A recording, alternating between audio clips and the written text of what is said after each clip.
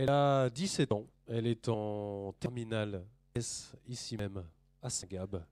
Et malgré une période de bac blanc, elle a quand même trouvé le temps de venir nous parler.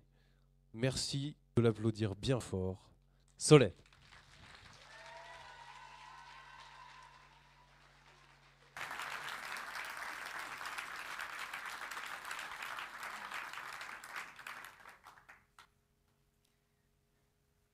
Est-il possible de savoir qui nous sommes? Qui suis-je? Je ne sais pas si vous êtes déjà posé cette question, mais personnellement, je me la suis posée. Alors à cette question, je me suis premièrement répondu bien que je m'appelle Solène, que j'ai 17 ans et que je suis élève en classe de terminale. Deux réflexions suite à cette réponse. La première, c'est que, effectivement, elle est totalement vraie. Je m'appelle bien Solène, j'ai bien 17 ans et je suis bien en classe de terminale. Bon. Deuxième réflexion, elle me paraissait totalement incomplète. En effet, je ne pense pas qu'on puisse se résumer à un nom, un âge et un niveau scolaire. Alors, je me suis posé une seconde question. Je me suis dit, est-ce que finalement, la personne que je suis aujourd'hui, c'est la même que celle que j'étais la semaine dernière, il y a un mois, il y a un an, ou plus? Suite à cette deuxième question, je me suis répondu que non. Bien sûr, je n'ai pas totalement changé, mais j'ai évolué. Évolué grâce à des expériences. Alors, je suis rentrée à Saint-Gab en classe de seconde et j'y ai intégré la classe internationale. Au cours d'une heure d'international, on a rencontré le frère John Calarakal. Et durant cette heure, le frère John Calarakal nous a donné finalement la réponse à une question qu'on se pose tous: comment réussir sa vie? Alors, pour nous répondre, il nous a dit que finalement, réussir sa vie, c'était arriver à allier le travail, la détermination et la volonté. L'important, quand on a ces trois mots, c'est pas finalement de comprendre leur signification, mais de comprendre le rapport qu'ils ont avec le fait de réussir sa vie. Moi, de façon assez personnelle, je voyais très bien ce rapport dans les deux premiers mots, dans le mot travail et dans le mot détermination. Par contre, le mot volonté, il me posait un peu plus souci. Toujours en classe de seconde, j'intègre l'enseignement d'exploration littérature et société. Et dans le cadre de cet enseignement, on nous propose, avec d'autres élèves, de rencontrer deux migrants qui venaient d'arriver chez les frères, qui venaient d'Érythrée. Alors notre rôle à nous, c'était d'essayer de leur apprendre le français, de leur donner les clés pour qu'ils puissent s'intégrer dans cette nouvelle société. Donc à chaque rencontre, on arrivait avec l'alphabet, avec les chiffres, les animaux, les sports.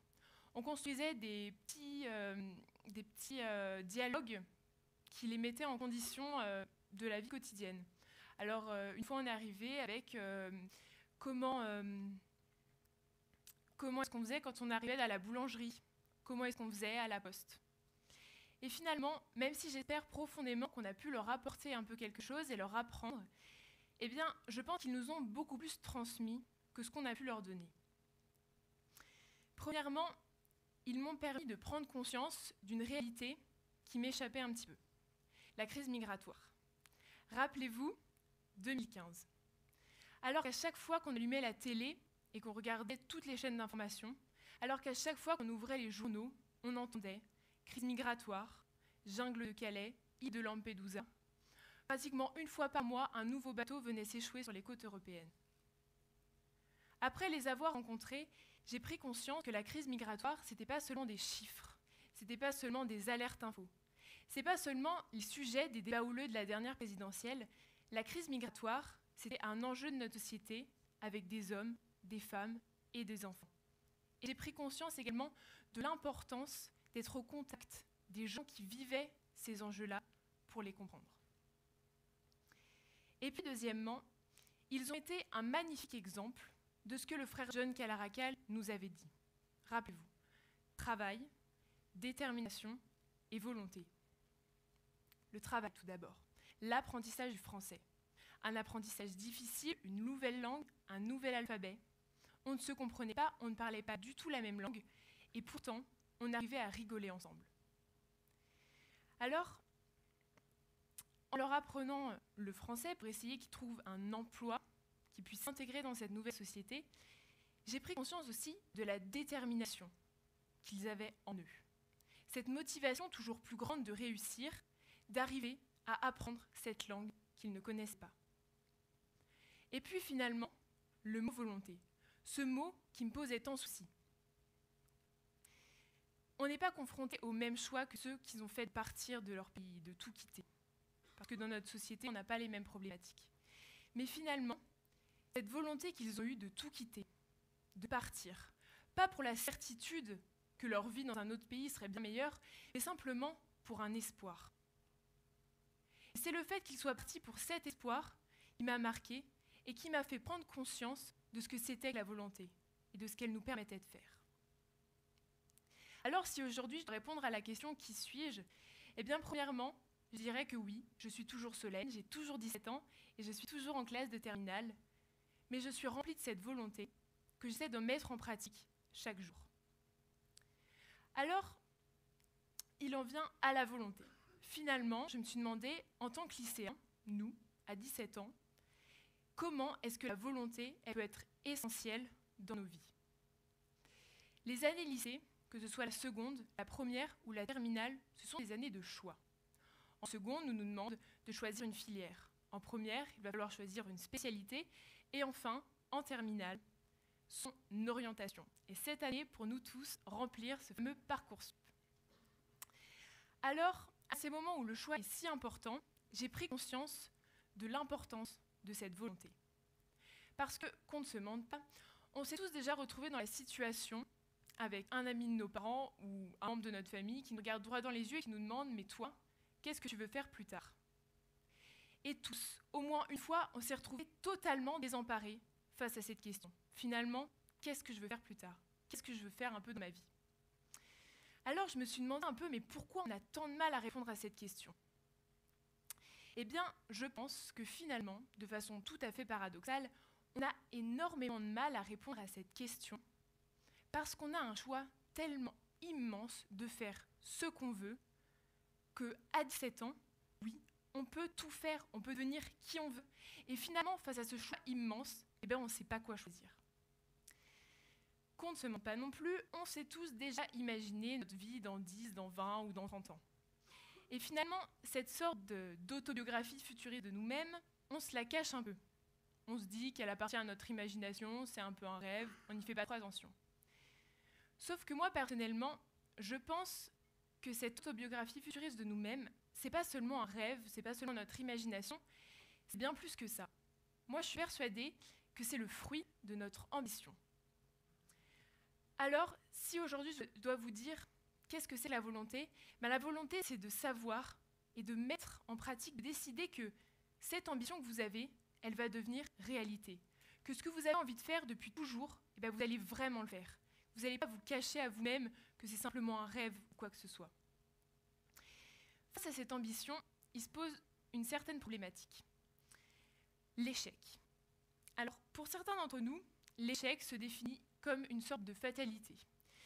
L'échec, ils disent que finalement, c'est qui résulte qu'ils ne sont pas capables de faire quelque chose ou que ce n'était pas fait pour eux. Simplement, l'échec, c'est vous qui définissez. Si l'échec, on décide que c'est simplement un moyen de rebondir vers autre chose. Si on décide que l'échec, ça met en valeur notre prochaine réussite, alors, à ce moment-là, l'échec n'aura plus peur d'y aller. Parce que la probabilité d'échouer, elle est aussi grande que la probabilité de réussir. Et même plus, je dirais, que si vous avez la volonté, si vous êtes déterminé à faire quelque chose, vous verrez que la probabilité de réussite, elle sera bien plus grande. Parce que vous êtes capable de tout faire. On a tous les capacités immenses de réussir et de réaliser ce qu'on a envie de réaliser. Donc soit on décide d'avoir la volonté de le faire, d'être acteur de notre vie, soit on décide d'en être spectateur. Mais personne ne réalisera jamais pour vous ce que vous avez envie de faire. Alors finalement, on parle un petit peu de la volonté dans son rapport avec les études, avec une future carrière professionnelle, mais la volonté, c'est pas seulement ça. C'est dans la vie de tous les jours. C'est des petites choses toutes simples. Vous êtes dans les coulisses, vous arrivez, ce soir c'est le gala danse, et bien vous décidez que ce soir, vous allez danser comme vous n'avez jamais dansé. Vous arrivez sur le terrain de basket. Et bien vous décidez qu'aujourd'hui, vous avez la volonté de marquer tous les 3 points de l'équipe et que cette équipe en face de vous, que vous n'avez jamais réussi à battre, et bien ensemble, vous allez réussir. Et que pour la première fois, vous allez la battre, malgré que tout le monde pense que de toute façon le match est déjà joué d'avance. C'est quand vous avez un projet qui vous tient particulièrement à cœur, que vous faites des fiches, et bien vous décidez qu'un matin, vous vous levez, et que ce projet-là, vous le mettez en place et vous le réalisez. C'est le dernier 500 du 3x500 du bac de sport. On se demande un peu qu'est-ce qu'on fait sur ce terrain. Il reste 250 mètres à courir et finalement l'important, c'est pas de se demander qu'est-ce qu'on fait là, c'est de se dire il me reste 250 mètres, et j'y vais, je fonce et je lâche rien. Parce qu'avoir de la volonté, c'est apprendre comment on fait pour se battre, pour arriver jusqu'où vous arrivez.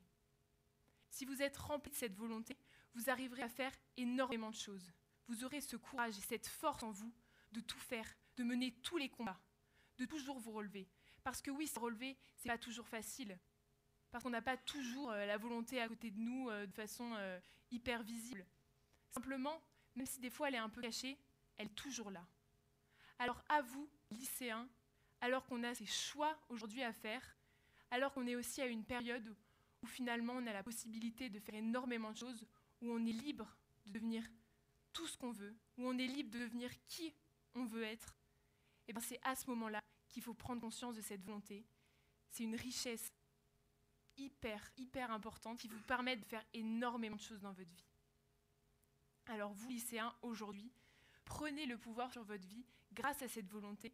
Essayez au moins, jusqu'à la fin de l'année, jusqu'à remplir Parcoursup, et vous verrez que vous pourrez réaliser des choses que vous n'avez jamais réalisées. Et puis, malgré les lycéens, qui sont une partie de la population de la salle ce soir, il y a aussi d'autres personnes, 30, 40, 50 et plus. Toutes ces personnes-là, vous aussi, vous avez ce pouvoir-là. Alors moi, j'ai juste une question à vous poser ce soir, c'est est-ce que vous êtes prêts à prendre ou à reprendre le pouvoir sur votre vie ?